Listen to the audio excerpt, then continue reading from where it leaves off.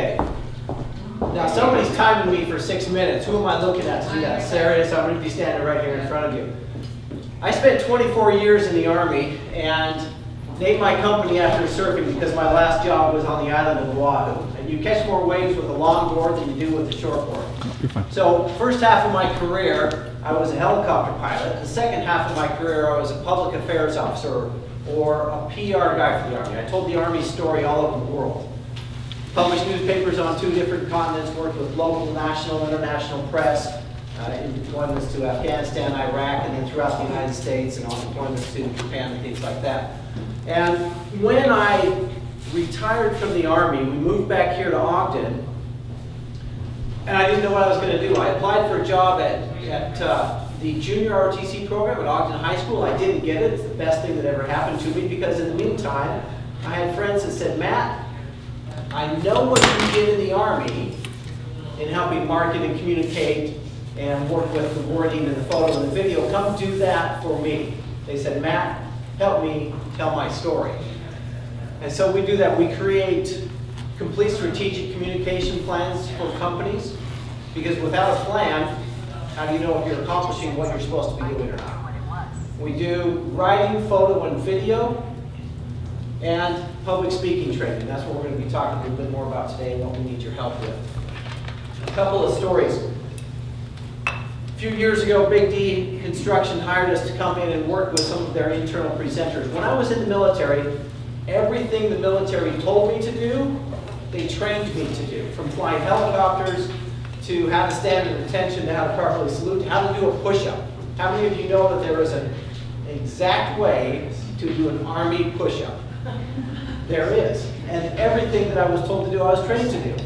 And then when I got into the civilian world, I realized that's not always the case. One of the gentlemen we worked with at Big D had been promoted to where he had to present every month at their monthly ops meeting. But besides having a normal fear of public speaking, as a child he had a speech impediment, which made it even worse.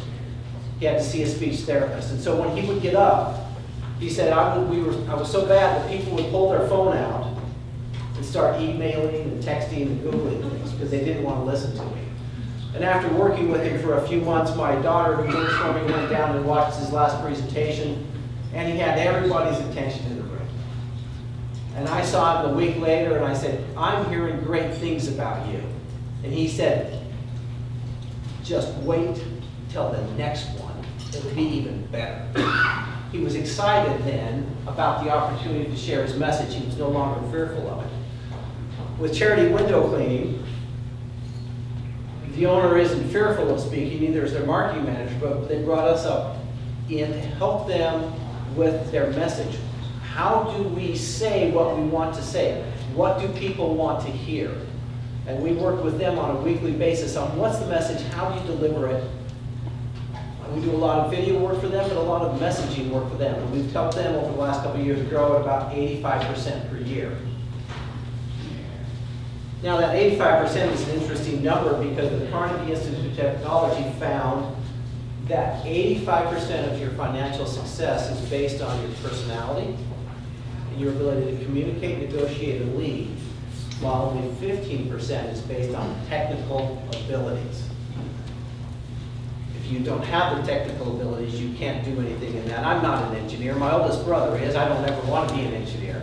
How do you tell an extroverted engineer? He'll stare at your shoes when he talks to you. But I don't want to be an engineer, but I want to help them communicate. So, I'm glad you laughed. That was good. The same thing works for CPAs. There was a tax Jennifer. Where did Jennifer go? Does that work for CPAs as well? What we need help with is helping people who are not in front of their customers all the time, like CPAs, accountants, financial advisors, bankers. They see them once, maybe twice a year. Earlier this year, we did a lunch and learn for a woman by the name of Mel Miller. And if you ever hire people and you've not met Mel, you need to meet Mel Miller. We did a lunch and learn for her where she did the lunch, we went in and did the learn, and helped her provide value to her clients. So we are trying to get introductions to companies such as financial advisors or bankers or insurance, where they're not in front of their folks all the time.